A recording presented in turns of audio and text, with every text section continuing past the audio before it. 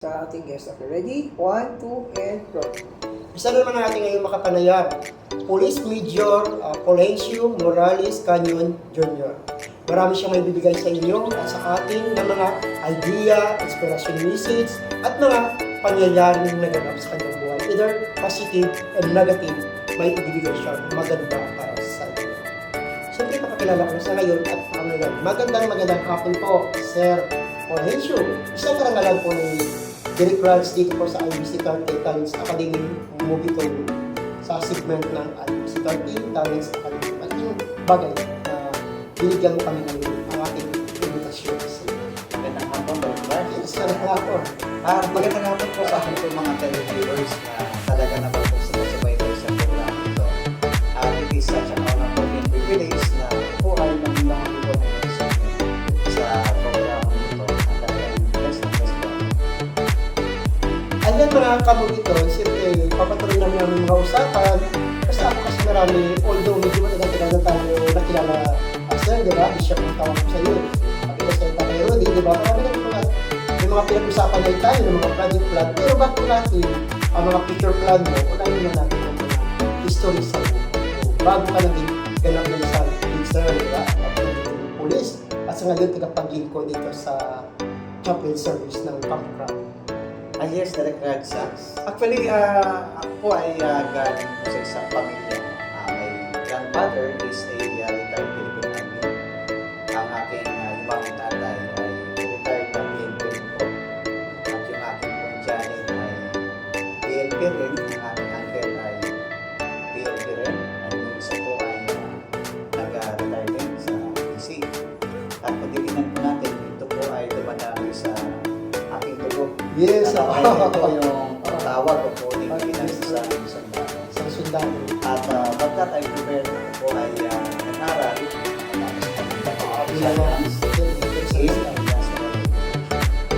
At dito sa aking pong pag-aaral ay nakikita ko po na bagaman masaya yung dati ko sa profesyon na teacher. Pero lalo siyang natuwa.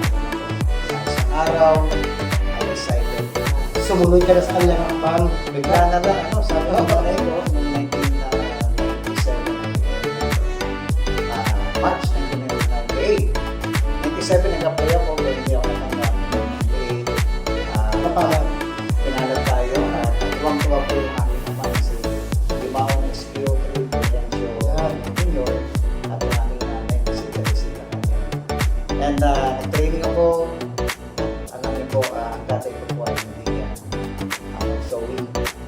Pero nababalitaan ko pagka-kausap ko mga kaibigan, very proud na yung anak ko, pulis na. Police na. Meron nang papalit sa akin.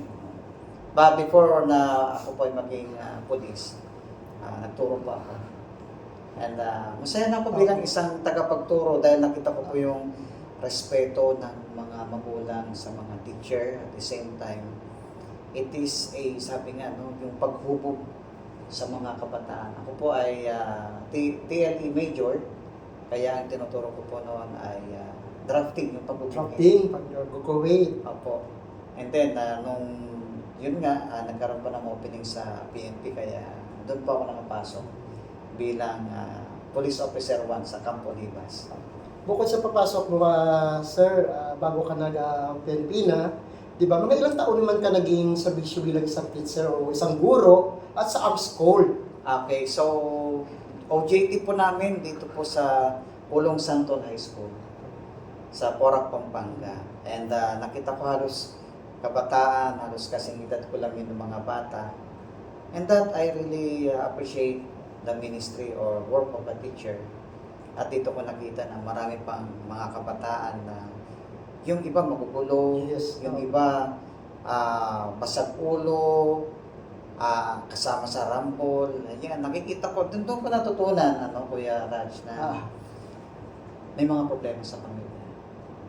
May family problem, yung iba talagang nangangailangan ng comfort, guidance, Yes. payo. O advice, nandiyan Oo. dapat. Kaya doon ka na nag-decide kung paano po Kaya, siya. sa akin, turing nyo na lang akong kuya, sabi ko sa kanila. So, lahat ng Mga estudyante. mga estudyante, yung mga nasususpend din nun, naging big brother nila ako. Naging kuya sa kanila and nakita ko yung changes. Ganun pala, at the moment you were give time, attention, yung mapakinggan sila about their problems, about their sentiments in life, at nakita nila yung pagpapahalaga bilang isang estudyante, bilang isang kapatid. Nakita ko po yung impact na simula nung nagturo ako, hindi na sila nasususpende. Hindi na sila na-involve sa mga pagkikipag-away doon Sa sa mga school. basta gulero, magulo. Magulo. Malaking bagay ang naging influensya mo sa kanila, sir. Opo, kaya nga po nakikita ko na ang mga teacher talagang I salute all the teachers Yes. na Sa lahat, congrats dyan. yes, I consider them as the second parents eh. Kasi Yes. may mga problema na hindi nila sinasabi o kayang sabihin sa magulang. Tama. Pero may mga problema na may masasabi sila sa teacher. Yes, kasi totoo yan. Kasi minsan meron isang estudyante o katulad ko dati, ayaw ko sabihin sa magulang ko. Pero sa teachers, nasasabi ko.